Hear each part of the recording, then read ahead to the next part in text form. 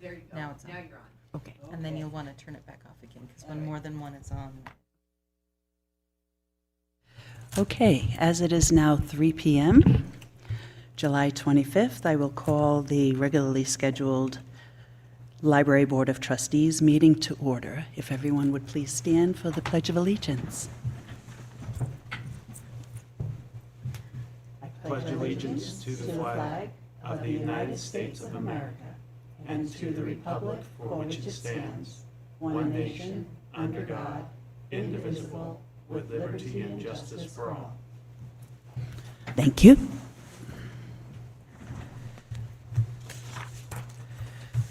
Okay, this is the first opportunity for public comment. I see we have no one in attendance, so we'll move on to roll call of the members. Ryan, if you would start down there, please. Ryan Swarzik. Dr. Segura. Jessica Rowe? Joe Pederuti. We also have in attendance today Joe Sanford and Library Director Carol Lloyd. Okay, do we have verification of the posting of the agenda? Pam Moore, for the record, the agenda was posted on July 19th between the hours of 9 and 11 at the locations listed on the agenda in accordance with statutes. Thank you. Excuse me. Okay, next item up, approval of the agenda as submitted or revised. Motion to approve the agenda as submitted. Do I have a second? I'll second. Thank you. All in favor, please say aye. Aye. Aye. Aye. Any opposed? Motion carries. Next item up, approval of the minutes of the meeting held on June 27th. That was our last regularly scheduled meeting. And I'll entertain a motion to approve the minutes as they're either presented or if there's any adjustments. I motion to approve the minutes as submitted. Thank you. Do I have a second? I'll second it. Thank you, Sue. All in favor? Please say Aye. aye. Aye. Any opposed? Motion carries. Okay, Library Board of Trustees report. I'd just like to start off by saying welcome to Ryan and Sue, two newest members of the boards. I can't hear. You can't hear? I'm sorry. I can't hear. I can usually hear. I can barely hear them. Is that I can hear Ryan. Is that better? Yes, thank you. Okay. All right, well, I'll just start off by saying welcome to both Ryan and Sue as our newest members. Do we have any Library Board of Trustee reports for this month? I want to thank the commissioners for appointing me to this board. I had a great time yesterday. It took me back to 1983 when I was able to take my kids to story time. Oh my gosh, the library was full, the kids were cutting things out and having a great time and looking at books and putting things together. So I really enjoyed it. Thank you. Anyone else? I just want to thank the county commissioners for appointing me to the board, and I'm very excited to be here and to help out the library. Very good, thank you. The only comment that I would like to make for the report is I appreciated meeting with Carol this last week, that the conversations that we had were really hopeful. I know that there's a lot of hard work being done, but I've been really heartened by the work that the staff has been putting in, and I also have been heartened by the support from the community and all of the comments from the community. So thanks everybody for all the hard work. I will second that comment. Thank you, Jess. Okay, next up, Library Director's Report. Thank you. I want to thank the outgoing trustees, Tara Price-Gritzmacher, Ashley McGarity, and Kelly Kelly for their years of service and everything that they did for the community. And I would like to welcome our new trustees, Ryan and Sue and Sari, who's not here. I want to talk about staffing. Magdalena Bear is our new adult services librarian. She started July 9th. It's a full-time position, and she volunteered in the library prior to accepting this position. So she has a good sense of who we are and what we do, but we're in the process of getting her trained up. Katie Godfrey was promoted from page to library assistant on July 9th. Hers is a part-time position. The second page position closed July 23rd, and I'm working with HR on the next steps to get that position filled. The digital information services librarian and the library director position both close on August the 9th. The physical plant is currently open 40 hours a week, Tuesday through Saturday, 10 to 6. My goal is to resume 55 hours a week as staff gets trained. You really need to understand we're not open to full capacity. And that's the most important thing I think that we can do to serve our community. Our calendar is in the packet. The August calendar is available. Summer reading program ends next week. Programming currently offers 3 story times weekly. We also do family game night, reading with Rover, and the Seed Library. Those are all self-directed. That's the only reason we can keep those going. Again, the goal is to get the staff trained and fully open so that the next director can build programming from a solid base foundation.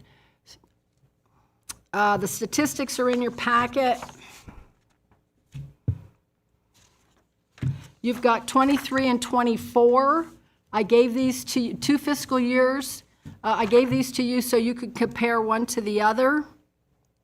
Please note the error on the gate count for 23-24. We're working with Carrie Ward, who's the director of the Nevada Library Cooperative.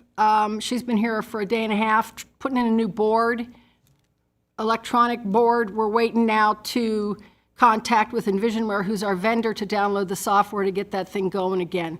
That tells us how many people come in and out of the library. It also acts as a trigger if somebody leaves without checking out a book. It beeps, and then the computer tells us which book they have in their backpack.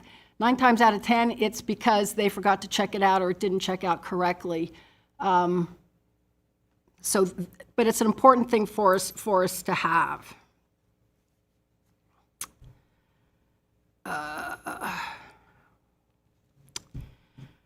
The other thing is the open meeting law training will be at our next meeting on August 22nd. It's going to be facilitated by Jeff Weed. And also thanks to all the county departments who have been so welcoming and helpful to me in the last month. Everybody's been pretty darn nice. And particularly thanks to the library staff for their hard work. They're working really hard to try to get stuff done. And just so you know, I'm available to answer your questions anytime. You can call me, you can come and see me. That's what I'm there for. Questions? I'd like to just comment. I met with Carol, was it 2 days ago? And then I came back to story time. And then at like 4 o'clock this morning, I had a question. And boom, she didn't answer when I text her, but I won't text that early in the morning.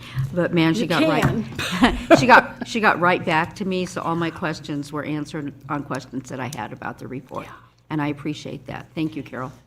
Well, and I really appreciate everybody's attention to, reading all the stuff and asking the questions, because there's a lot. And, as I told most of you, I'm happy to go over it as many times as it takes. I sometimes don't get it the first time. So I'm happy to do that. Carol, when I had started, you had sent me a link to, I think it was the State Library Association Board of Trustee training. Do you still have access to that, or is that something we could? That's so old. I wouldn't send it out again, now? and it hasn't been. That hasn't been updated. That might have come from the state of Nevada. I also found one from another state. I think I was telling where they do little funny skits to try to get the point across. It's very effective, but again, most of that stuff is so old. So I will probably, if I have time, I'll try to pull some stuff out, but that's probably something that the next director would be better suited to handle than me. Okay, thank you. Okay, the next item on our agenda is to set our next date and time of the regular Library Board of Trustees meeting, also for August 22nd. Notice that's the same day as our open meeting law training. Is that, I'm looking over at Pam, is that, so will they run like concurrent? How will It'll that work? be during that regular meeting is when the open meeting law training will Oh, occur, okay. just during the meeting. Okay. So we will have our training during our meeting, and hopefully we'll have a shorter agenda. Okay. So, does that date work for everyone here? August 22nd at 3 o'clock? Yes? Very good. All right. Next item on the agenda, new business. Consideration and possible action regarding election of officers of the Churchill County Library Board of Trustees. Now, as this is our first meeting for our new fiscal year, we have to do election of officers. I'd like to make a Can I motion. interject Yeah, just for a please do. second? I got an email from Sari, and she said, I wanted to put it in writing, but if no other board member would like to take, like the secretary position, I believe I could do the job if it had some training in how to do it correctly. So that's FYI. Oh, that's wonderful. Thank you, Carol. Would anyone like to nominate Sari? We'll start with that position. Is that okay to start? What position are you starting with? Okay, sorry. Hold on one sec. I need a. So an you can do opinion. it, you can do this numerous ways. Typically, I would suggest doing a slate of officers at a time instead of individually in case, that way you don't end up with, say, if you want to have a vice chair and then you get to the chair position, there's 3 people who want that, and then nobody wanted the vice chair position. So typically you do it as a slate, determine the 3 people you want to nominate that as one motion. Okay. I'd like to make a motion to nominate the chairman of the Churchill County Library. Sue, your mic went off. There you Am go. I on? Sorry. I nominate Jessica Rowe as the chair of the Churchill County Board of Trustees. Do you have a slate for vice chair Oh, and oh, yeah. secretary? I'd like to nominate That's what Joe Ryan. was just Okay, suggesting. Ryan is the vice chair. And Sorry, what is her last name? Kayla, thank you. As secretary. Kayla as secretary. Good? No? Wasn't, So a motion has Wasn't been asking made you. as a nomination, so it would require a second to move forward. okay. And of course, anybody who's been nominated, we always usually like to make sure that they're willing to accept that position before we vote them in. Okay. So are you 3 folks, I'm good. you're good? Jess? I'm good. Wonderful. And we know that Sari is good because she's wrote to say yes for a secretary. So Sue, I will second your motion for the slate of officers you have just recommended. Thank you. Okay, we still, First and second, you got to vote. okay, all in favor? Aye. Aye. Aye. Aye. Any opposed? Motion carries. So as a point of reference, do I turn it over now to the new president? Typically, you'd turn it over to the new chair, but up to the chair on how she'd like to proceed from here. I'm fine with taking it from here if you want me to, no problem. So we are now on to new business item B, consideration and possible action regarding the approval of the monthly budget reports.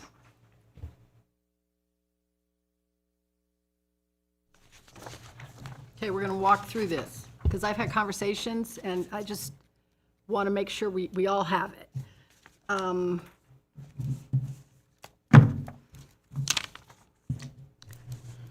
In your packet, pages 1 through 6 of the detailed report, that's revenue. That's money coming in. And I'll try to answer any questions you might have, although quite frankly, that's not my wheelhouse. It's not something that I can really do anything about, but it's there for your information. And if you have questions, I'll try to get you answers. Should I just keep rolling here? Okay. The next section is the detail and budget report for expenses. You'll see it's one of 12. The first part of it is salaries, the second part of it is benefits. Those are completely controlled by the county. I have no input on that at all. Carol, I have a question on that. I kind of did my math, see if I'm right or wrong.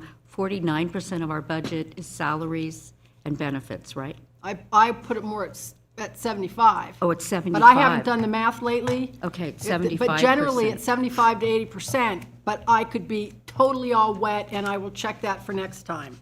Joe? So, and just for what it's worth in this case, there's a budgeted amount that may have been what Carol suggested, 75 to 80% of what was originally planned for the year. Obviously, in this particular year, there's been substantial staff overturn, and so 49% of that may be what is actually going to be expended through the fiscal year. But, I mean, this fiscal year started not too long ago, so And if you're looking at 23, 24, I mean, and I'm not trying to dodge anything, I wasn't here, I don't know. Okay. But I can certainly check and see. If I understood correctly, and again, I could be wrong, when that budget was done, the director's salary was still at the top. And that, when then they hired a new director, and it came in lower. But I think at this point, what we need to look at is next year. Okay, thank you. But again, I don't want to dodge your question, I just really cannot answer it. Okay.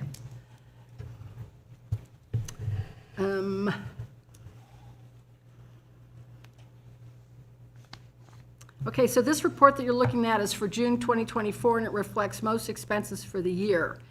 At the next meeting, you'll get a final, because sometimes expenses come through in July, they get coded to the year before. So there's always some variances, and, you know, the comptroller takes care of that, but you will see the final expenditures for this, the last fiscal year, probably next month. Services and supplies on page 3 of 12. This is what the library controls, and this is what, you know, you should be, I would recommend that you be looking at. This is how much has been spent by category. What I generally do in board meetings is alert you if there's anything that I see that you may have a question about. Next month, you're going to see $17,000 expended for the Nevada Library Cooperative out of a $19,000 budget, which looks like a whole lot coming off the top, but that's a one-shot for the year. We pay that up front. And I will alert you when there's things like that are on the budget, and I would also recommend that if you have questions, please, please, please do not hesitate to ask.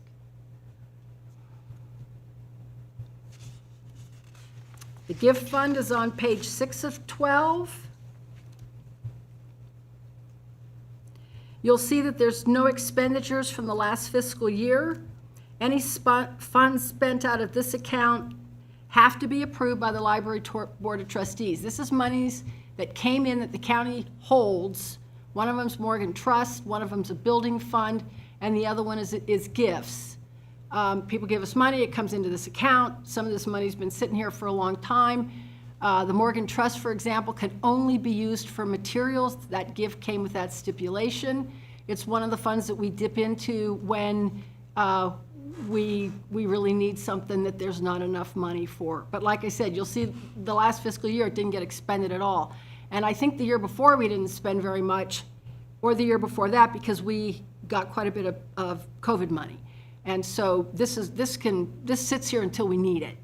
And I try to find other avenues to fill any gaps that we've got. And we come to this stuff, you know, kind of as needed, and it's not the first place that we go, and certainly not at the beginning of the year. The account summary is on page 9. And really, it's just a quick summary of everything that you've seen before as far as expenses go. And what I do when I spend money, I keep my own kind of register, my own spreadsheet, just because that's the way I am. And then when I get this from the county, I sit down and make sure mine matches theirs. Not because I think the county's going to make a mistake. If there's going to be a mistake, 9 times out of 10 it's coming from me. Actually, 100% of the time it's coming from me. But that way I can keep track and make sure that I know exactly where we're sitting as the year goes along. And again, with the budget, I am available to answer any questions that you have.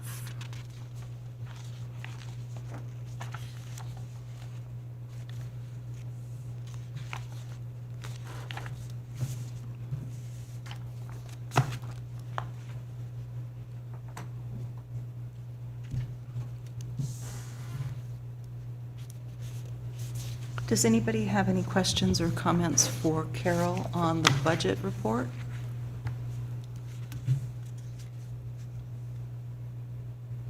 Hearing none, I'd entertain a motion to accept the budget report as stated. I move to accept the monthly budget report as stated. I'll second it. We have a motion and a second. Let's take a vote.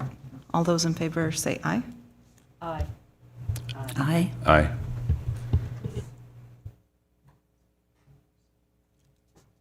Are there any opposed? Hearing none, the motion carries. So we are on a similar motion, or a similar item of business, and new business item D, consideration and possible action regarding approval of the action C, approval of the library gift fund report. I apologize. And again, this is a report that's provided monthly from the comptroller's office. They keep track of what we've got in this account, and she shoots it to me every month. The only change you're going to see right now is interest. And again, to reiterate, any monies that's expended out of the gift fund has to be approved by the Library Board of Trustees. So if I come to you, or somebody comes, the library director comes to you, it will be in an action item saying, you know, up to X amount of dollars for blah, blah, blah. But it has to have approval from you in order for the library to expend it.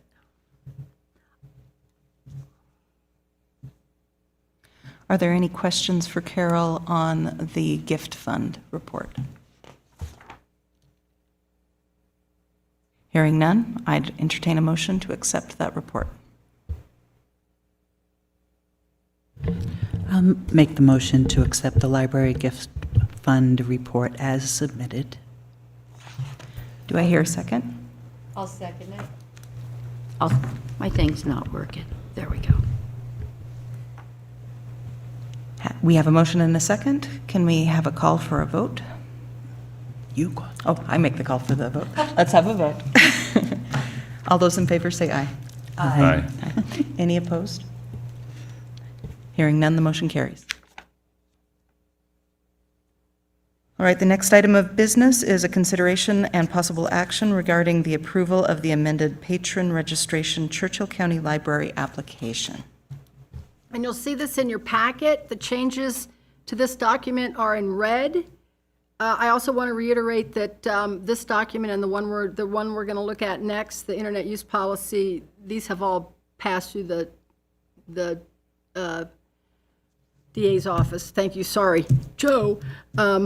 They always vet this stuff before it comes to you, but policies need to be approved by the board. So what this is saying at the top, we are ensuring that the person requesting the card is in fact that person. So you're not coming in and getting a library card in somebody else's name.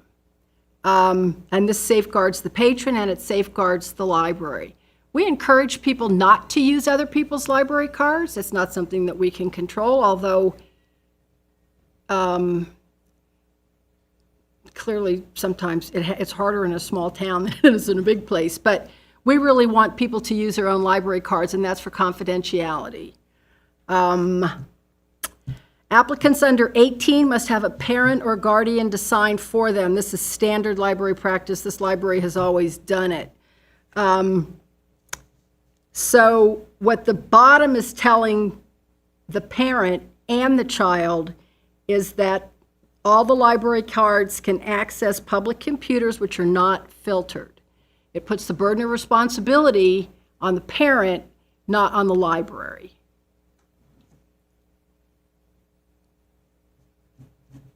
Questions? Well, let me just say one more clarifier. What we used to do was have minors sign a separate sheet that said that that their parents said that they could use the internet. We put a dot on the card, and then it was a nightmare because we were ensuring, frankly, something that we had a very difficult time doing. The other change that pushes this forward is we have a new ILS, a new catalog that we share with all the libraries. That and Envisionware, which is a company that we use for the gates and a few other things, they can't differentiate between a child's card and an adult card. But again, this keeps in place what we already do with other materials. This is telling the parent, we do not filter. By signing this, you are giving your child permission to use the internet. Questions? Carol, excuse me.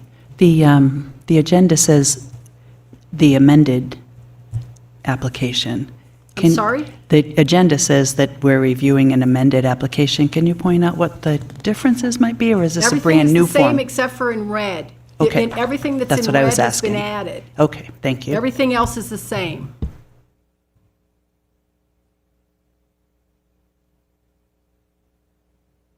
It's a whole lot cleaner than what we've been doing in the past.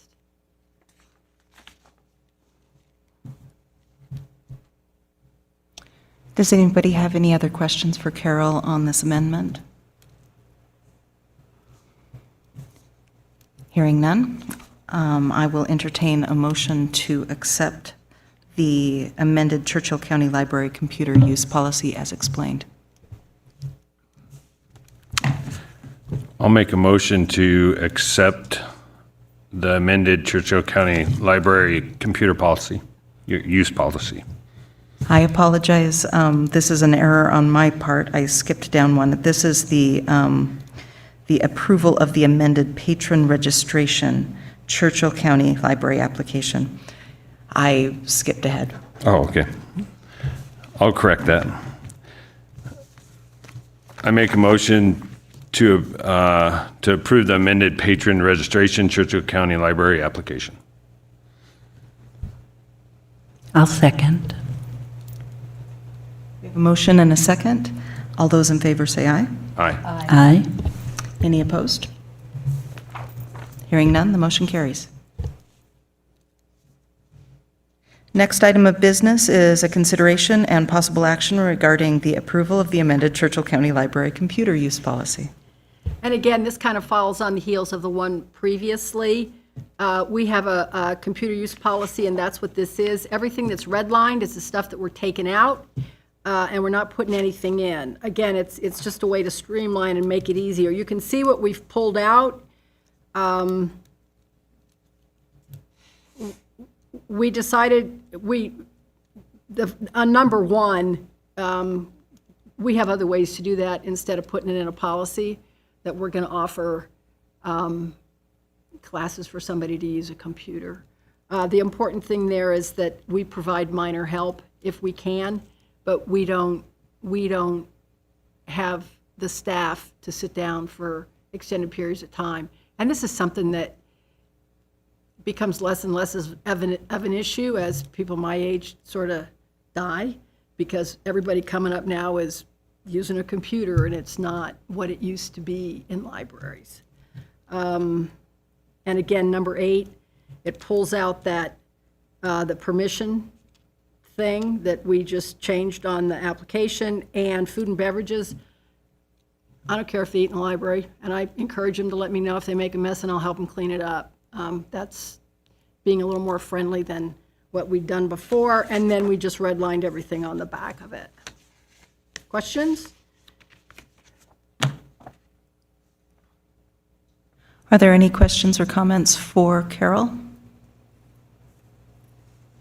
Hearing none, I would entertain a motion for the consideration and possible action regarding or for the approval of the amended Churchill County Library computer use policy.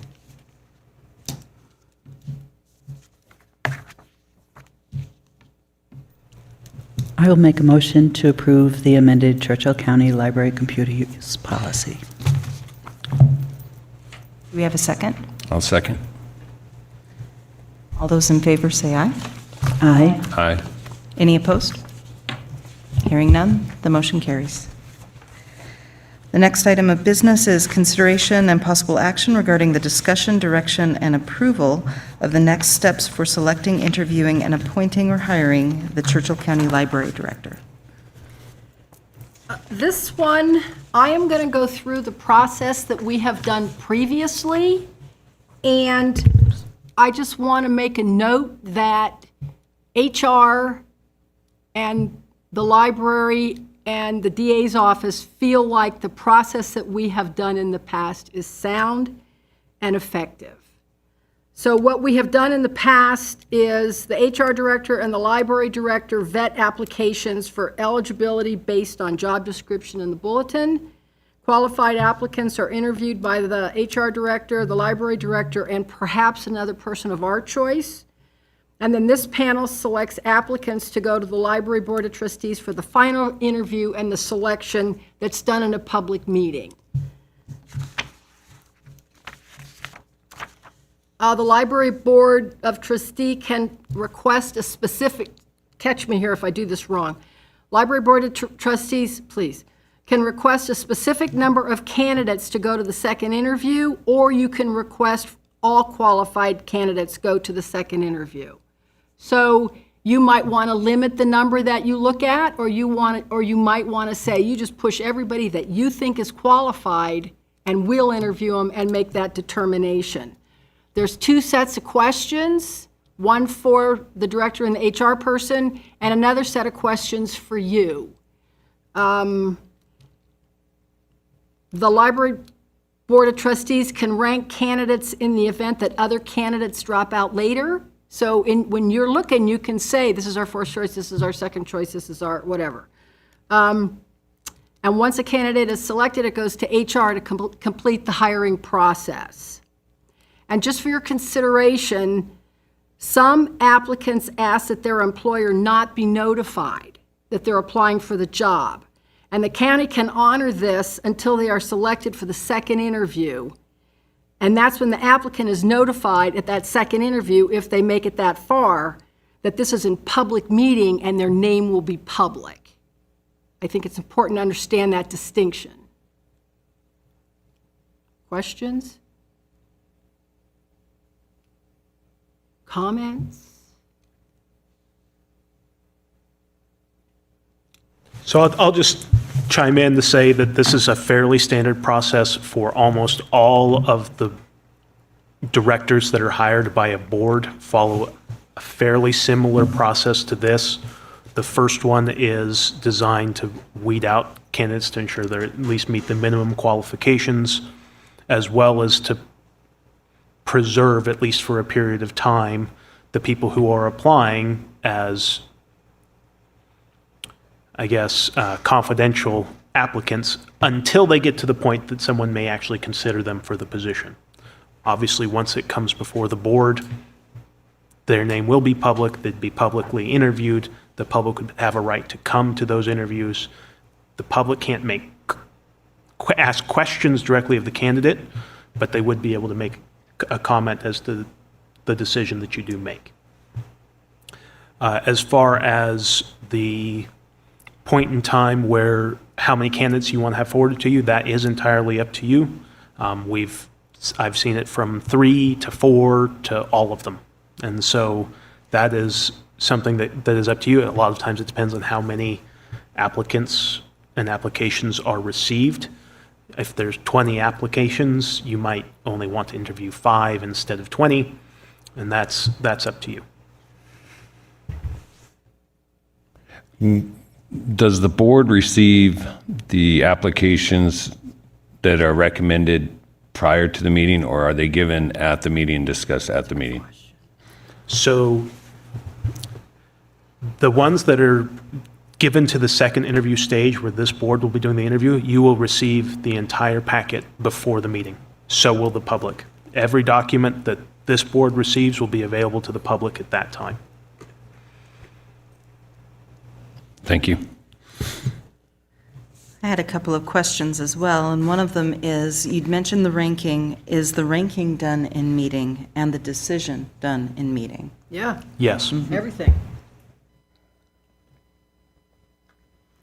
The second question that I had to deal with just the operational piece. You had mentioned that the candidates have in the past enjoyed a tour of the library or a tour of the facilities while other candidates were in meeting. Is that something that And we actually, would- we did that, they did that when I was hired, and we did it before. So when people come for that second, that's a good question, for the second round, the candidates that are being selected or interviewed come to the library, and I give a tour of the library. So they get to touch and feel and see the back room. Nobody's going to see the back room unless we open the door and let them show them the back room. So that gives them an opportunity to see the physical plant, to see the entire physical plant, and you know, people ask questions and I answer questions. I mean, the example I give is when I was interviewed and I got to the back room and I saw every National Geographic ever published up to that point, I said, why do you do that? Why do you save those? You know, and that was just a point of interest for me, as in the event that I did get the job, or if I got the job, I would have some kind of a mindset as to what the rationale for that was. And that's that's probably just a library specific question, but it gives the applicants an opportunity to look and see places that they wouldn't have the opportunity to see otherwise. Because my feeling is the more information these people have about the community that they're coming into and the physical plant that they're working in, you know, the better chance we have of having a good match. Is there anywhere in that process where the candidates that we interview are in an open forum at the library where community members can ask them questions at all? We've never done that. We haven't done that in the past. Is that something that we can do? Yeah. So what I'll say is you have to be extremely careful with that if any of the trustees want to be there. So if everybody wanted at a town hall and someone came and did a question, sure. But if the trustees are going to be part of that public and watching them interface with the public, that would be an open meeting. And there's ways we could do that, but it would become part of the interview process. Mm-hmm. And so it wouldn't be just, I guess, more of a social event. It would be essentially a portion of the interview. And the answers that they'd be giving would be for people that aren't involved in the process. Do you know what I'm saying? Unless the trustees were present, as he said. Unless what? Right. If the trustees were present and wanted to, if it would be agendized as a public meeting, that would be a portion of their interview, would be something like that. I've never seen it done. Mm-hmm. I would also be concerned because there may be confidential information discussed during the interview process that you might not want to have discussed in an open forum like that. Well, the interview will always be public in front of this board. I realize that. We went through that already. But there's still some guarded information, if you will, that the candidates do put forward. And so saying that in a more of a town hall setting, I wouldn't think that would be a good thing to do, that's all. I disagree. I've been involved at it at a top level for a superintendent job, and it was so informative to me as a candidate the tone and what was going on in the community. Very informative for both sides. Good. I guess we're all entitled to a different opinion. That's all good.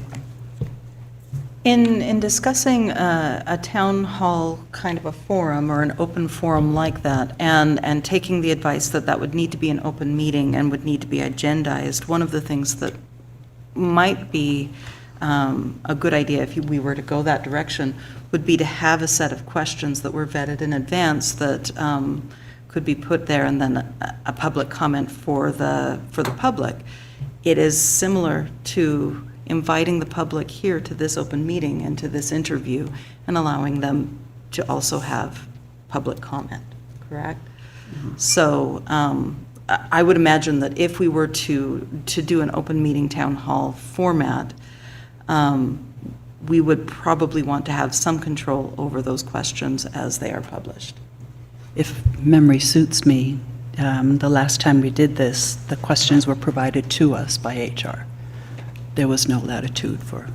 HR and the library director. Hearing what I heard in the last couple of days from meetings with people, I'm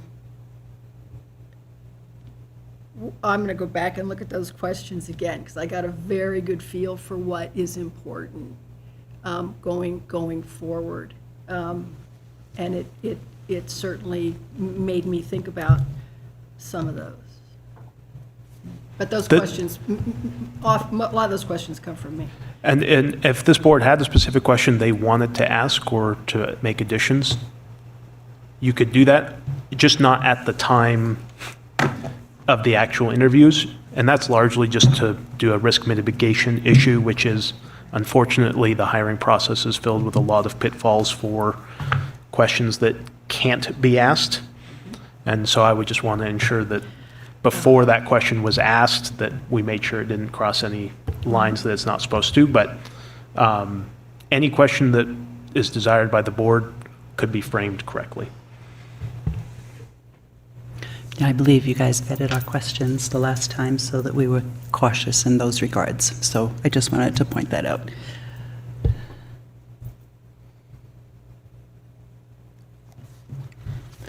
Carol, the last time that you had the last candidates at the library, was that all of them together or was it one-on-one? All of them together. It was, I came, I think it was it probably was agendized. They came, I gave a tour. HR was there. You know what, HR was there, and it was a tour of the library. There have been events when people are hiring for director positions, there have been more, I guess, social type events. And those have been done for people to have a chance to meet the people and interact with them in a, I guess, more personal setting.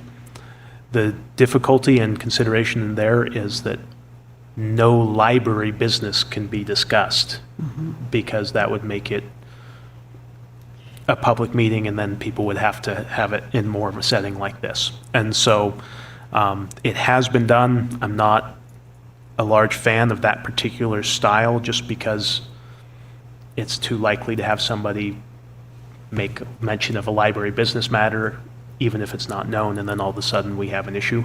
But more of a town hall forum is actually better, I think, than a social. The other thing that you need to know too is after that, the only piece of it that I'm involved in is that first round of vetting which ones we interview, that first round of interview, the tour of the physical plant, and anything. I mean, then I'm out of it. I mean, I don't watch it. I don't come and sit in the room when it's going on. I'm out of it. Then it's, One other thing I wanted to point out, I don't know if I misunderstood a question along the way, but we only interview one at a time. They're not all in the room at the same time when we're conducting the interviews. One candidate comes in And we interviewed, well, that's at least how it went the last time. We had 4 candidates, and we gave each one a couple hours. So 1, 2, and then 2 after lunch. But other than seeing each other and passing in the hallway, each one was only in the room by themselves. Now, that could change going forward, and I'm just saying that's the process we went through last time. I appreciate that context, Joe. It raises another question for me. These are open meetings. So if a candidate wanted to sit in while another candidate was being interviewed, they can. they are absolutely Of course able they to can. do so, correct? So this is more of a, we are not doing a panel interview. We are doing a one-to-one, asking the person the questions. Okay. That helps me understand. Certainly, I mean, there's the panel of us asking questions of that one person, but it's not all questions at all candidates at the same time.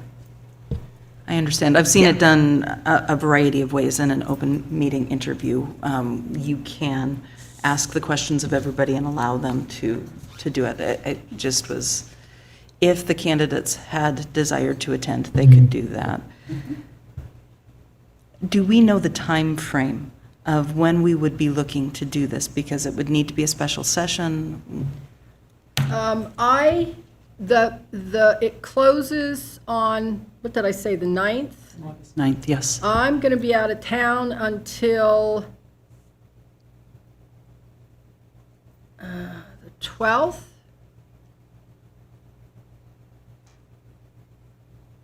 So I would come back and sit down and go through those applications and see what we have, Chris and I, and then start the process from there. I mean, it depends on what we get. It depends on if they're in state. The first round is, if they're out of state, is Zoom.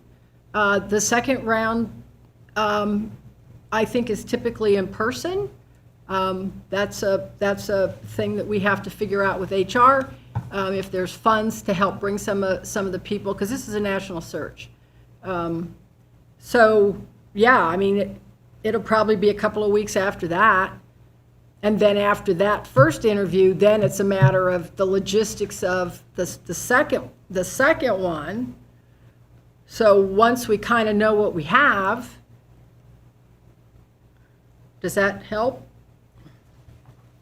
Absolutely. It also gives me an idea of if we wanted to put input into the questions, we could come and meet with you. All of us would have the chances to do that. And if we wanted to consider the idea of a public fora in some fashion,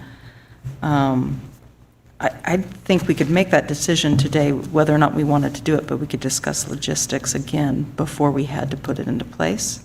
I'm sorry, I didn't hear. I apologize. I'll get a little closer to my mic. It gives us enough time to make the decisions of what we're going to do today, but to still have chances to come and give input for the questions to you and to see what you're working with. And it also gives us a chance that if we should choose to have a public fora option of some form, to discuss logistics in some fashion as well. Because the next scheduled meeting is August 23rd. And we could call a special meeting to make a decision, because that's what would have to happen. We just let That it make go, sense? and we could talk about it at the next meeting. I mean, it's going to be a couple of weeks to go I through would the, also, I would right? also, I would also recommend, wasn't the done. longer you go, the more candidates you lose. They find something else. No, I agree with you on that. I didn't finish, but go ahead, keep going. I apologize, Joe. I thought you were done. That's on me. Please do finish. Not the, it's I'm the done. 22nd, isn't it? I beg your pardon. 22nd. It's the 22nd, 10 days after you get back, which gives you and Chris 10 days to go through the boatload of applications that you get. I didn't think that was unreasonable amount of time. So that's all I got.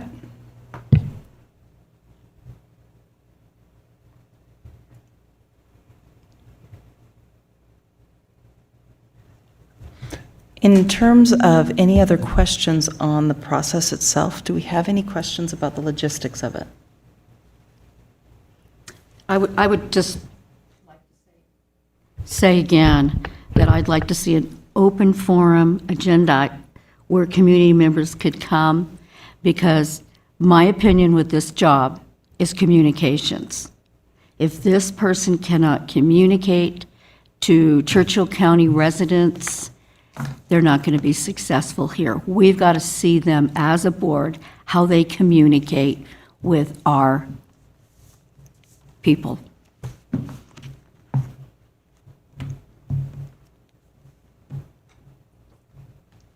Do we have other comments on that or questions about that?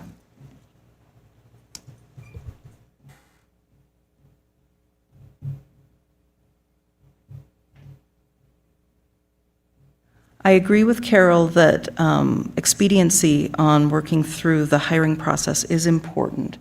I know that we will have candidates leave us if we linger over the process. On the flip side of it, I think that some of this could be done all on that same day. So if we are having a tour through the library and our interviews on the same day, the evening prior could include something for the public, or we could choose to agendize the public in some fashion in the meeting itself. I'd love some advice from our legal representation on this, on how that could be done well. So I've been thinking about it just because I've been hearing Sue's comments on ways to do it.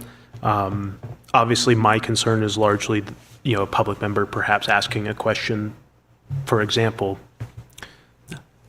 are you married? How's your family? Things like that. And then obviously a response getting made there, and that even if we say we're not going to consider the answer to that in our deliberations, it creates an issue. Perhaps an option could be, if we wanted to publish before this August 22nd meeting, an open letter to the public to say, if you have questions, please submit them to us, and then we could vet those questions, obviously, to prevent those types of issues, and then add those to the question list and ensure that they have that ability to respond directly to the questions that a public member is asking, not necessarily what you were asking, but that there aren't any of those major pitfalls in the way. And we could just have the questions vetted and one person asking the questions, so that does not happen. I just want to see interaction with our community. That is so important. And if we give our community an opportunity to participate. Exactly. As long as the questions were vetted, I think having a public member ask that question is not a concern. What do you I think? guess I'm just a little confused then as to how you get public participation if they're just sitting listening. I mean, we would have accepted their questions ahead of time and vetted them and all that, but they're just sitting watching anyway. That's very powerful. As a community member, if I'm And they have the watching, opportunity to do that Yeah. in the interviews. Anyway, Absolutely. that's no different. no, it would be different because you're in a bigger group. I'm noticing that Ryan has tried to make a comment as well. Let's give him a chance. It's fine. And this probably is for legal and Carol. Can we, instead of doing like an open forum, can you, instead of having them all together, have like candidate day where we're not there, but they're there, just so Carol can see the reaction without the five board members just watching them and seeing if they'll be more relaxed. And then we get a report from Carol how they react to the patrons, and just because I trust Carol. So I mean, if the reports come back, however they are, is that because they're going to be more open if there's not five board members, legal, and everybody else watching them in the public library? It's just a question, different way of looking at it.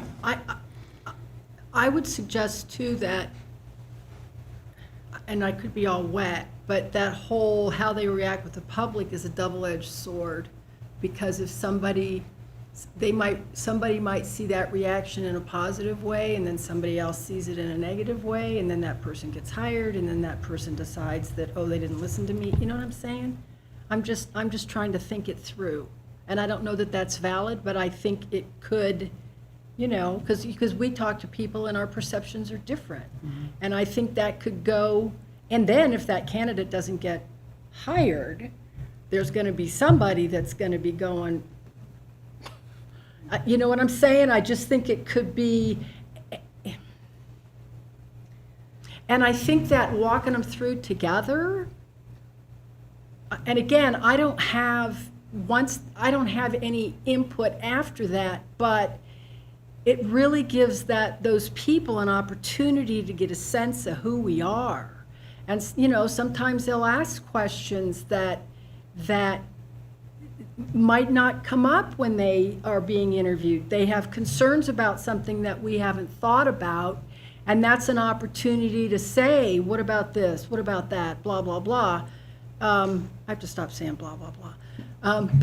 But you know, sometimes it gives them the sense of whether it's a good fit. And sometimes those questions, when they're in a group, they feed off each other in what can be a very positive way. And they learn something about the county or about the library, what they see, and they know I'm not going to be there. You know what I mean? Sometimes it gives them a better sense of who we are.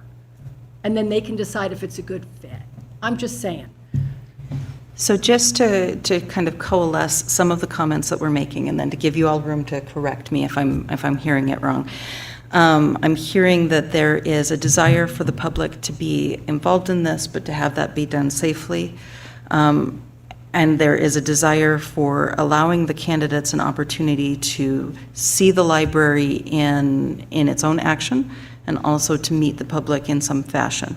So if we were to have the candidates have the opportunity to tour the library and also perhaps see a story time or a piece of programming that was happening at that time as they're walking through, and sit and listen to a little bit of that, or to kind of move through that. I would suggest the candidate's going to do that anyway. That's my point, right? So they'd have a chance to kind of see the public in that way, invite the public that has attended or that has an interest in this to submit questions to Joe in order for those to be vetted, or to the county, whoever the representation preference would be, and then that allows us to choose some questions for that in our interview setting itself, and then hold the interviews as we have done in the past, with a public comment period attached, as with all of our open meetings, that would allow public a chance to come in and say their piece if they wanted to, and that invites them. Does that give us everything that we are feeling a need for in this setting? I'm only just going to address Ryan's question a little bit about having, I guess, the piece where Carol would meet with them and then potentially give you a report. I guess what I'd say is, one, that is doable. I don't know that Carol wants to do that, because that is a potential issue. I would say that it's done in a fashion in that manner already, in the fact that, you know, Carol will be doing part of that first interview, and obviously if they can't make that screening, then they aren't coming to you anyway.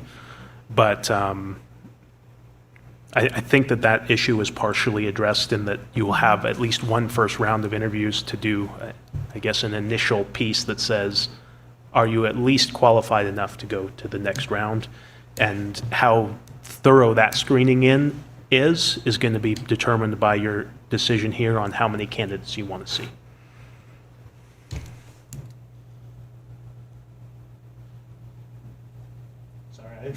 No.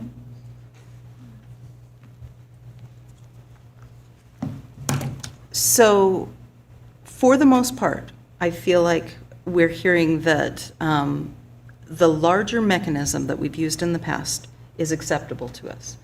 It is we don't have a quibble with how we interview in open meeting. We don't have a concern about doing the tour. All of those things are acceptable. We have not heard any commentary quibbling with the pre-vetting, and then we get that second interviews. So far, so good, right? The only question we have, and it seems to be across the board, is that given what we're doing right now and given the situation that we're in, we would like to make a heightened opportunity for the community to feel welcome in this process in some fashion. Can we accomplish that with making a request for the community to submit questions to Joe? Can we accomplish this by some mindful planning for that that tour to come through when there's some library programming going on? Or would the board have appetite for something more than that?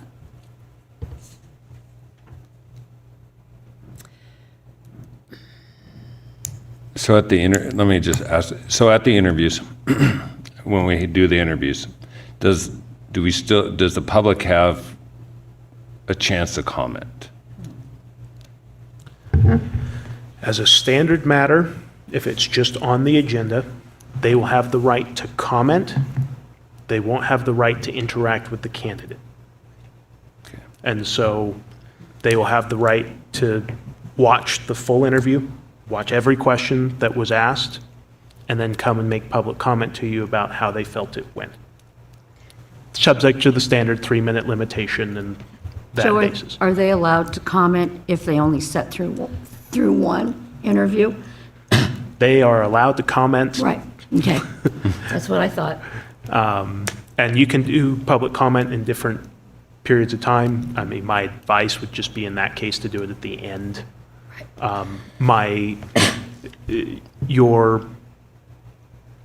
You could allow them as part of the interview to interact more directly at the board's discretion. Like I said, either by pre-vetting their question, perhaps on the form, you could say, so when you submit your question, say, would you like to ask this question, or something like that. I mean, many people might have questions and say, yeah, but I don't actually want to come up and ask it. And so, if they say, yes, I would like to ask this question, it could be allowed in that fashion as long as the question was pre-vetted and as long as that was pre-planned. It wouldn't be something where somebody could say, hey, I came to the meeting, now I have a question I want to ask. Right. And then wouldn't that question have to be asked to every single candidate, too? Every question would have to be asked to every candidate, yes. Whether it's by the public member or by the board. So I think that gives us some of the things that we were looking for. One of the things that Sue was hoping for from a public venue would be that the candidate themselves could learn about us. If the candidates are going through the library, seeing some of those things, they're going to be able to see that.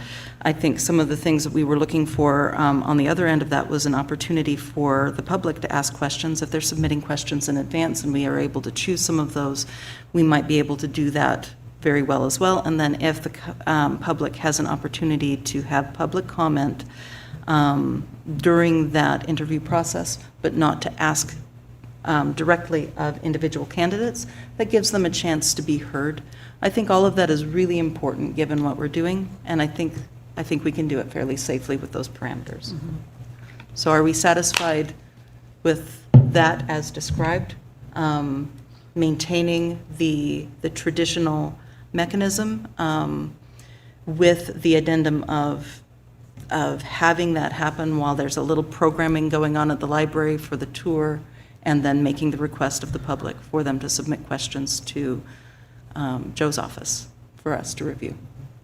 So you want that to happen when there's something, you want that tour to happen when there's something going on? Is that what I'm hearing? If possible. If that there could be some programming going on in the library, if that's a burden, tell us and we'll I'm support just what thinking works about better. 41 kids, 41 people. When you were there, this morning it was even more. I mean, and I'm not trying to be, but it's like, it's pretty hard to get a word in when story times going on when you've got 40, we had 41 people in here the other day. It's pretty chaotic. I'm not saying you can't do it, I'm just saying, yeah, okay. I'm not sure that that's gonna, and I would also suggest that a candidate that's coming in to town to be interviewed is gonna be paying attention to what we're doing, and maybe, I'm thinking about, well, never mind. Yeah, but if that's what you want to do, sure, we can make that happen. That's good advisement, Carol. How long does story time last? It's 45 minutes, an hour? Yeah, and on one day, we've got 2 back-to-back. So that's a pretty significant chunk of time. Does the board feel like getting to know the public a little bit or seeing our public could be accomplished in the public fora, the meeting where they're being interviewed? I think I'm confused as to what we're talking about here. If lost I it understand there your somewhere. question, Jess. But That's on me. The point of having the town hall would be to allow the candidate to get to know us as a community, to listen to our community in maybe a less guarded fashion. Carol's suggestion is that story time might not be the appropriate venue for that or vector for that. So we would do, you're saying that it would be a agendized meeting during story time. Is that what you're talking about? So you guys would be there? No, what I'm suggesting is that, and we don't have to take that suggestion. I'm open to other suggestions. I was trying to sum I'm up just what we trying to were. understand, and I'm What we had not. coming through. But what I was suggesting was that rather than having a standalone public interaction, trying to fold that into the tour for efficiency. If that is not going to increase the efficiency at all and would disrupt the tour, would it be enough for them to see our public in the public meeting where they're interviewed? If it is not, then do we need to plan another time? But that's not going to help you. That's not going to help you understand. That's going to maybe help me understand, but that's not going to help you guys understand what these people are doing or what they're thinking or what they're saying, right? Mm-hmm. I just want to make That's sure right. I've got it. Fair. Other suggestions?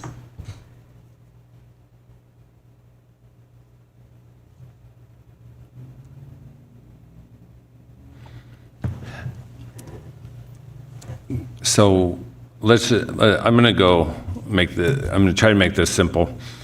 So Carol, you guys, for the last time, you guys reviewed the candidate or the application that came in. You picked the second round, which the second round came and went to the library first. Was any board members there? No. It was just Yeah. it was the candidates and you, and they got to interact with them, with each other, with the patrons at the library, walk around the library, get a tour, that kind of stuff. Then Answer questions that they had. and then they came back to the board meeting that night or the next No, day. they went, then we did it in the morning, like, I don't know, I'm guessing here, 10 o'clock in the morning, and then after the tour, which takes about an hour, then they started peeling them off, For interviews. one at a time for interviews. Okay. And then, And some of those people left the library, and some of those candidates stayed at the library until it was time to go to the county. But they all came. Oh, yeah. okay. Oh, yeah. Yes. I think There were only as 4 of them, though. I didn't want you to think that there was a whole crowd going through the library. my opinion is that it'd be safer just to keep it as what it was and then have them, and maybe just add the piece that that the public can submit questions to the DA's office for interview time, or we'll vet for vetting, and then they also have the chance to make public comment, and then that way we don't run into any legal issues or anything in that case, and keep the rest of it the same. I agree that we should keep the process the same for this time around. If we try to introduce more things, it could even push the process out that much longer. So if we want to be expedient about this, I think because we've already got a hard and fast interview process and, the county is comfortable, it's their rules, so I would like to run with that this time around, again. I'd like to share what research says about interviews. It's probably the most unsuccessful of picking the best person for the job. So I want to make sure our questions are detailed and they're specific, and I'd like the board to have them not just Thursday before the interview on the Wednesday, at least 2 weeks ahead, so we can have feedback and change anything that we'd like. We can do that if I provide, the only thing I'll say is if I provide them to the board, all to the board, they would become public record, and so the interviewees may also be able to get them. I don't know that that's a risk that you're Oh, extremely concerned about. I see mean, what you're that, saying. I mean, if someone's interested enough, that might actually be good. But I just want you to know that it'd be a requirement, that if they were provided to you, they'd be provided to everyone. I think, I don't know how else to say this, so I'm just going to say it. I think that there may be a trust issue, and I get it. So, again, let me just go back and say the orientation that I did with the four of you, I sat there going, oh. I mean, I heard what you said about what you thought was important, and I was already going, I got to look at those questions again. You know what I mean? So I think that perhaps, I mean, input to me, and then I'll do my best to make sure that those questions are written in a way that will get to the meat of what we're looking for. And I agree, Carol, it's not a trust issue. It's just, I don't want to be sitting here next summer going, oh man, we screwed up again. Well, yeah, and I would just so you know, I mean, I'm one of the people that came out of that process. Just saying. Right. And I think I've done okay. So, yeah. I think that we have a good pathway to give input to our director for some strong questions, to see some of those questions as they developed, put out to our public the opportunity to ask some questions. I also don't have a problem with our candidates seeing the questions in advance either and giving them a chance to prepare. I've seen some very good things come out of that kind of an interview as well. So if board members want to have more time with the questions as vetted so that they can really prepare themselves, so that they can pay attention during the interview and not have to follow the moves of those questions, it really isn't a downfall for people per se to see I them. don't think I agree with that. Oh, if But I don't others have to. other opinions, I don't think giving them I'm the happy to questions in hear that advance too. is a good idea, because you're going to get exactly what they find online that tells you how to answer that question. Tell you what you want to hear as opposed to getting them to think on the done, in that moment, you want to hear their reaction. That's invaluable to me. I don't want them studying ahead of time. And they're probably going to be able to figure out a heck of a lot of those questions. That's been my experience. I mean, it's not, there's certain things you're trying to find out of just about any candidate, and a lot of it's not library specific. A lot of it's human relations, getting along with people, communication, all that stuff. So maybe to just address some of the concerns, I don't want to say that you won't be able to see any of the questions. If you have additional specific questions you want, I'd be able to work with you on those questions. I just wouldn't be able to give you all of the other members' questions in that way. It's complicated. But it would be enough that if you said, hey, this is an issue to me, I want it on the agenda, or I want it in the interview, it's not that it's not going to be there, It's just not everyone will be able to see that question beforehand. And I don't know that that is actually an issue. Obviously, there'll be some work done on our end to make sure that it's not 6 of the same question. But I think the one thing that has been brought up that I haven't seen addressed yet was doing the interviews one-on-one or as a panel. And obviously, we've always done one-on-one. Somebody else mentioned a panel, and I just want to make sure that I'm clear on what we're doing. What do you mean one-on-one? One person, not all the people together on a Oh, panel. yeah, no. I thought, Okay, yes. yeah. No, Just we've checking. always No done panel. this panel, Yeah, I'm like, one candidate, we're gonna instead interview of one this at a panel time? interviewing Yeah. 3 candidates where they either answer in succession or something like that.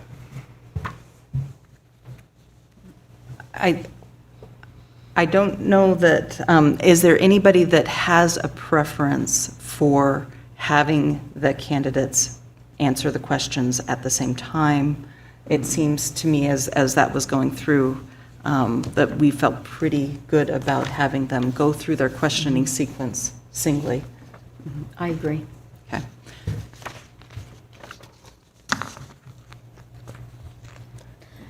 Are we looking at interviewing them in our August meeting? Is that what I hear, or that timeline? I No? don't think so. we'll have I time. think as we go down the road, we figure out a timeline, and then we make sure it's going to work for everybody. Okay. It sounds like most likely you'll be picking it, sorry, Joe. It sounds like you'll be picking the date of the interviews at your August meeting. So and I don't know that it's necessarily going to be at a full meeting, but probably a special session at some point in time. We have our open meeting law training on that next meeting as well, so it might be a little too much to try to cram in all the interviews at the same time. It might be a little too much to cram in all the interviews on that same day, as we're also doing open meeting law training and regular No, meeting. but I think we could come up with a timeline by then. Oh, for sure. I would hope. Yes. Oh, I agree. I just don't think we could get all the interviews in on that same day. That's all I was saying. Someone else suggested Well, are we you do that. expecting like the first round of interviews will have happened by then? I think we see what we have, figure out what we can do, and then we agendize the one for you. Is that right? Okay. So if we can get it done before the 22nd, we can come to the meeting on the 22nd and say, hey, we've got X amount of candidates, depending on how many you want to push forth, and then we figure out a time to interview. Does that make sense? Yep. That's what I was suggesting Did you earlier. remember- can you remember when that we were date? when we were talking about trying to get this done quick. Okay. But if we can do the first round by the 22nd, and it seems to me like that's doable. I asked earlier. I'm glad to hear that. Thank you.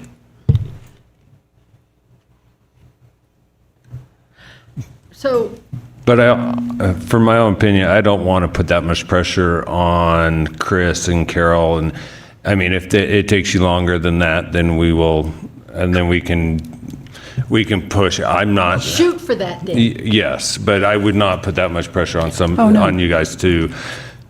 We should take Especially whatever this time is you such an need. important position, and we need to get the right candidate. And if we call it, if we have to call a special meeting, we can do that in between whatever, so the decision can be made. Yep. My question is, how many do you want us to push forth? All the ones that are qualified? Or do you have a number? I would don't like have a to number. see how many you get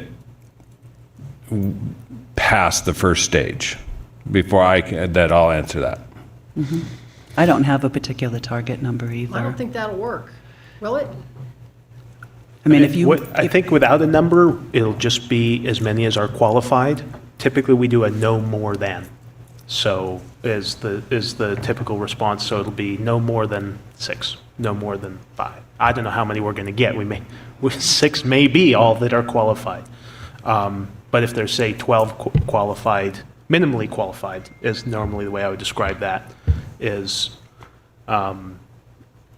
if there's 12 minimally qualified, do you want to see no more than 6 or something like that? If the first round is done, Carol may be able to give you that number at the August 22nd meeting.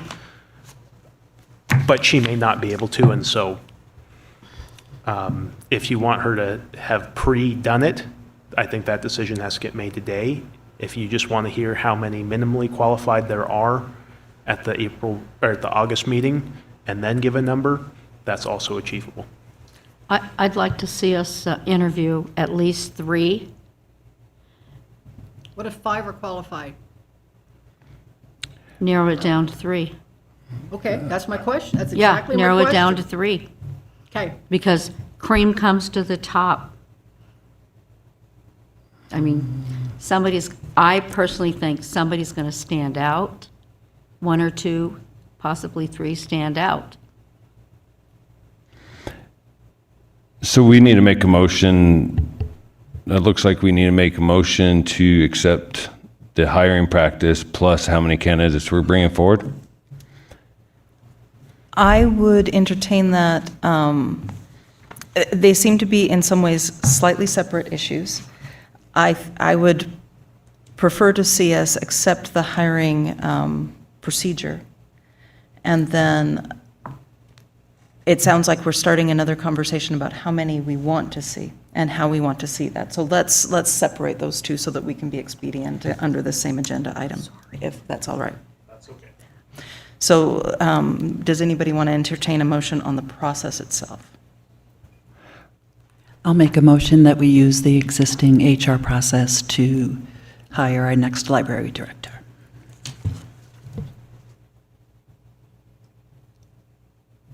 Does, I'll second. I'll second it. okay, so we have a motion and a second for the existing HR process. All those in favor say aye. Aye. Aye. Any opposed? Hearing none. Let's have that discussion on the number of candidates and how. So we have 2 things that have been articulated. One is that Carol, in the next meeting, lets us know the number of candidates who have passed the minimally qualified vetting process. May or may not have had that first interview session with them, but we know how many are minimally qualified, and then we make the decision on how many candidates we want to see. The second suggestion comes from Sue, in that we would like to see a solid number of 3. Any discussion from the board on this?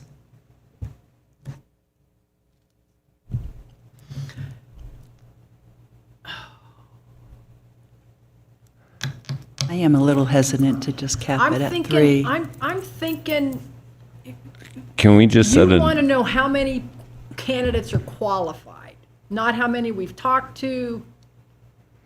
Right, those that would justify a second interview, who you would say, So we've already done the first interview. right, that's you.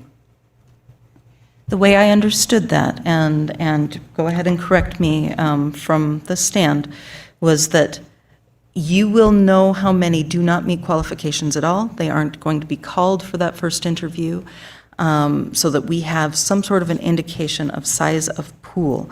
We cannot guarantee that you will be done with those first interviews yet, and as my colleagues have said, we do not want to push you.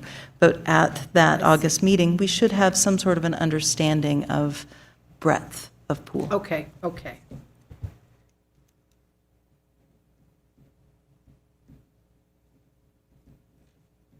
Thank you. So then we're not going to cap the number of candidates that Carol will come forward with at our next meeting, just those that she deems are qualified to come forward for a second interview. Is that true? We seem to be going back and forth on this. I really Okay. want to get it straight. Just to clarify, for my understanding, we have the choice to make here of either allowing that agenda item to be that we will hear that number from Carol on the 22nd, and then on the 22nd, we'll choose how many we would like to have sent to us, or we will make that choice today and cap that number today. So what I hear you saying is that the HR and Carol are going to interview everybody that's vetted and everybody's qualified. You're going to bring us this number? Is that what I heard you say, Jessica? No, what I was articulating was that review those applicants. Okay. They would determine who they could be interviewing in that first interview, those that would make the cut.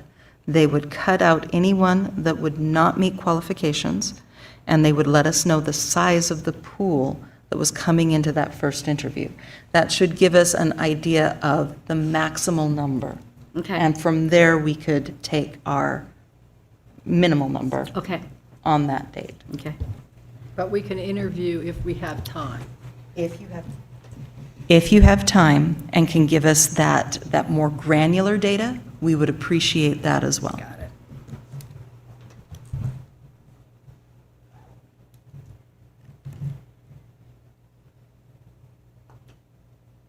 Any other questions or concerns or worries on that? So the motion can be that we will hear that in the next meeting and make that choice then, or we are willing to make that choice now.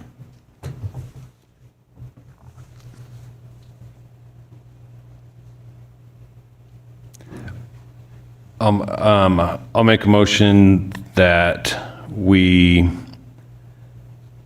approve the number of interview candidates after HR has gone through the first round of interviews. I mean, at this particular time, I don't think you even have to take a motion. Okay. Because you're deciding to decide later, and it'll be on the agenda at the next meeting. So, okay, So, perfect. Thank you, I think Joe. you're good. Thank you. Thank you, Joe.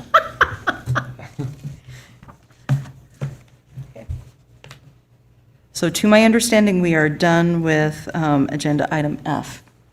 And we are clear to move on to the next one, the discussion of the budget for fiscal year 2024-2025.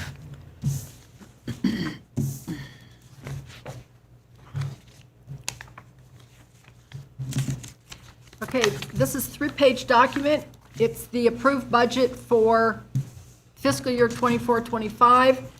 And again, salaries and benefits are determined by the county, so that what we're looking at is services and supplies, which starts, 3/4 of the way down page 1.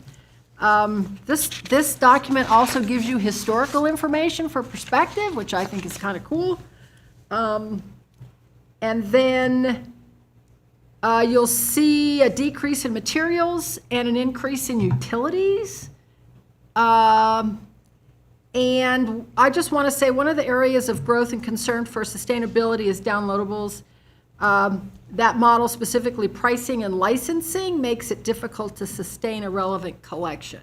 That being said, this is a budget that I don't think is going to be any trouble to work with. It's just fine. And I will also reiterate that what we're looking at is, if I go heavy on one line item and less on the other, as long as I don't go over at the bottom on the supplies and services, we're good to go. And Carol, can I add?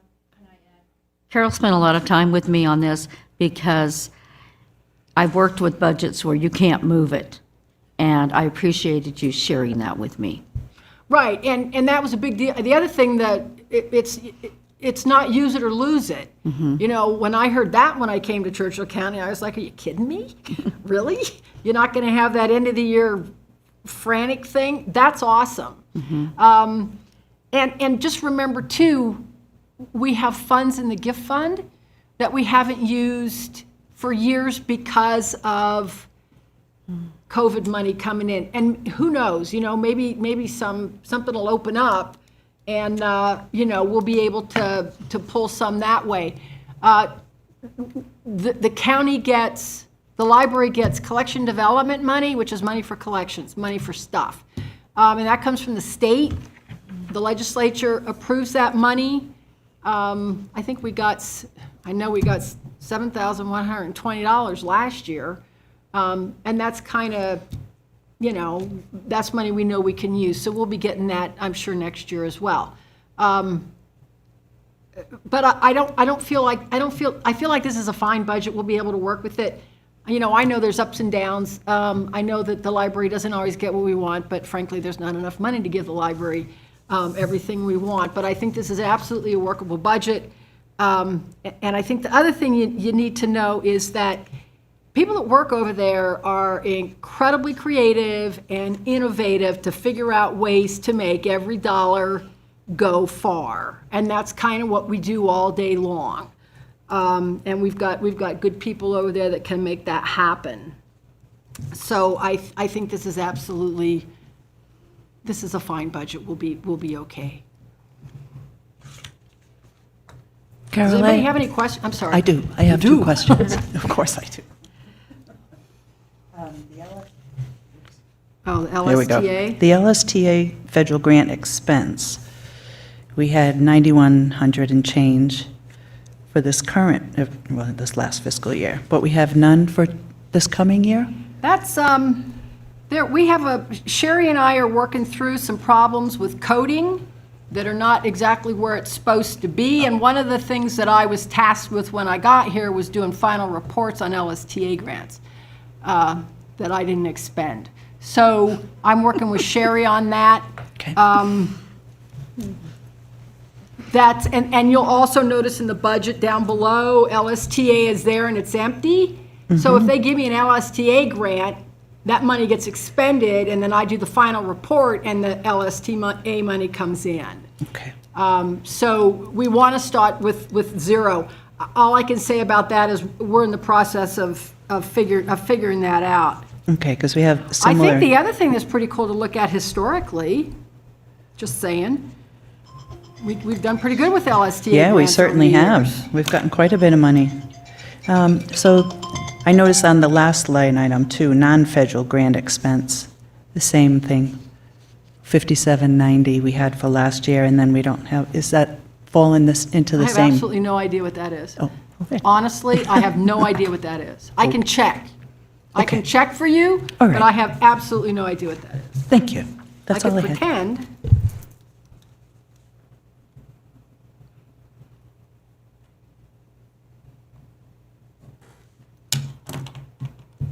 And that's the first year we got it. I don't know what that is. Thank you, I appreciate you checking into that. No idea. And then the last page is the gift fund. The county always pulls money out and plops some in there so that if you guys approve it, then we can spend it. So it's just kind of a placeholder that makes everybody feel good.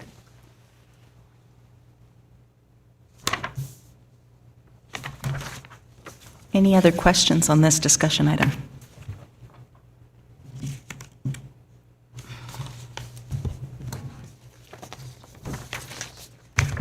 The way that I'm reading this on the agenda is it's informational, that we do not need to take an action on this. So hearing no more questions on this, we come into our last public comment moment. No public is in evidence, and so hearing no other concerns, I will call for an adjournment. It is 4:33.